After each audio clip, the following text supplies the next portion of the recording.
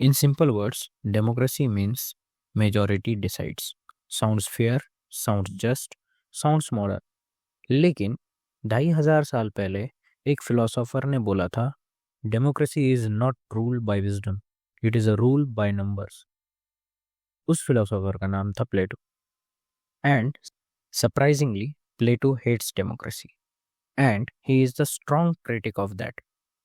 आज ये समझेंगे कि व्हाई प्लेटो हेट्स डेमोक्रेसी और क्या ये रिलेवेंट है आज भी। देखो, कोई भी आइडिया ऐसे ही नहीं आता, तो पहले हमें कॉन्टेक्स्ट समझना ज़रूरी है। प्लेटो एंशियंट एथेंस में रहता था, जहाँ पे एक डायरेक्ट डेमोक्रेसी फॉलो होती थी, जहाँ के सिटीजन्स वोट करते थे किसी भी जजमेंट के लिए। और इसी डेमोक्रेसी ने सोक्रेटिस को, मतलब प्लूटो के टीचर को, डेथ सेंटेंस दिया था। किस गुनाह में? करप्टिंग द यूथ और डिसरेस्पेक्टिंग द गॉड। प्लूटो के लिए ये सिर्फ एक पॉलिटिकल इवेंट नहीं था, ये एक प्रूफ था कि मेजॉरिटी भी गलत हो सकती है। प्लूटो का सवाल सिंपल था, क्या हर इंसान रूल करने के लिए क्वालिफाइड है?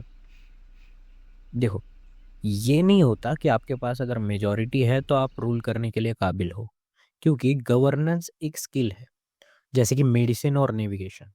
और स्किल वोटिंग से नहीं आती, ट्रेनिंग से आती है। तो सिर्फ इसलिए कि आपके पास बहुत ज़्यादा मेजॉरिटी है या फिर आप बहुत सारे लोगों को पसंद आते हो, इसका मतलब ये नहीं कि आप अच्छे गवर्नर बन सकते हो या फिर अच्छे रूलर बन सकते हो। इसी चीज़ को प्लूटो ने एक फेमस एनालॉजी से समझाया है। देखो, आप एक शिप में ट्रैवल कर रहे हो, उसका एक कैप्टन है जो कि वोटिंग से चूज होना है, और वहाँ पे अभी दो एलिजिबल पर्सन्स हैं। एक है जो कि बहुत ज़्यादा नेविगेटर अच्छा है, जो शिप को बहुत अच्छे से हैंडल कर सकता है, and there is another person who is very famous among the crew, जो बहुत सभी लोगों को पसंद आता है, जो सबसे अच्छे से बात करता है, सबसे अच्छे से बिहेव करता है। और अब यहाँ पे अगर वोटिंग हुई तो मेजॉरिटी ऑफ क्रू किसको प्रेफर करेगा? जो अच्छा बोलता है। बट क्या वो एलिजिबल है शिप चलाने के लिए? क्या उसको वैसी नॉलेज है कि वो शिप चला सकता है? नहीं। इसीलिए डेमोक्रेसी इस शिप को किसी डेस्टिनेशन तक नहीं ले जा सकती। प्लूटो के लिए डेमोक्रेसी का सबसे बड़ा रिस्क था कि डेमोगोगी। डेमोगोगी मीन्स जब कोई भी पॉलिटिकल पार्टी इमोशंस का यूज करती है रादर देन रीजन, जिससे कि जो पॉलिटिकल पार्टीज है या फिर जो इंसान है जो लड़ रहा है, वो बस मेजॉरिटी को खुश करने की कोशिश करता है और बस ऐसी ही बातें बोलता है कि जो वो सुनना चाहते हैं। प्लेटो के हिसाब से डेमोक्रेसी फ्रीडम से स्टार्ट होती है और केओस पे एंड, फिर एक स्ट्रांग रूलर को इनवाइट करती है टू मेक अ डिक्टेटरशिप। तो क्या फिर डेमोक्रेसी की जगह कोई और फॉर्म होगा? देखो, प्लूटो ने बस प्रॉब्लम ही नहीं डिस्कस की, उसने सॉल्यूशन भी दिया। जैसे कि डेमोक्रेसी को वो रिप्लेस कर सकते हैं एक फिलोसोफर किंग से। प्लूटो के हिसाब से फिलोसोफर किंग कौन होगा? जो पावर नहीं चाहता, जो ट्रुथ को समझता है, जो रीजन से गवर्न करता है, जो एजुकेटेड और डिसिप्लिन्ड होगा। अगर एक लाइन में बोले तो फिलोसोफर किंग वो है जो रूल करना नहीं चाहता लेकिन रूल करना जानता है। चलो, अब लास्ट बात, क्या प्लूटो अभी भी रिलेवेंट है?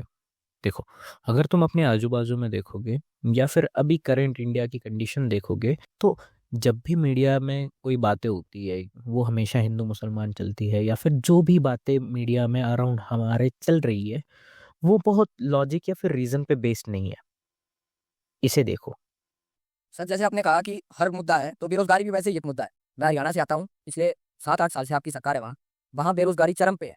पूरे देश में सब बेरोजगारी में हरियाणा सबसे ऊपर है। तो आप ये बताइए कि वहाँ बेरोजगारी कैसे कम करवाती है सर?